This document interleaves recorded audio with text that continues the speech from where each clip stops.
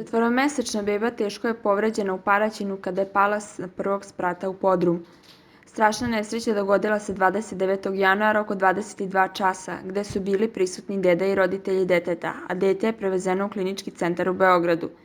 Deda četvoromesečne bebe ispred zgrade je iz vozila uzeo nosiljku u kojoj se nalazilo dete i krenuo da nosi u zgradu do stana. Kada je došao do prvog sprata zgrade, pošto je primetio da bebi stoji ćebe preko lica, nosiljku je stavio na gelender stepeništa ne bi li joj ćebe pomerio, dok su tu bili prisutni i roditelji. U tom trenutku iz nosiljke ispada beba i sa prvog sprata kroz prostor između stepenica pada u podrum zgrade. Bebu sa poda uzeli su roditelji i odmah je odveli u Paraćinsku hitnu pomoć, odakle ih upućuju na odeljenje pedijatrije, gde nakon zbrinjavanja bebu transportuju za Beograd u klinički centar. Kako saznajemo iz izvora bliskim tužilaštvu, naloženo je pribavljanje lekarske dokumentacije o povredama koje je dete zadobilo, kao i praćenje zdravstvenog stanja deteta.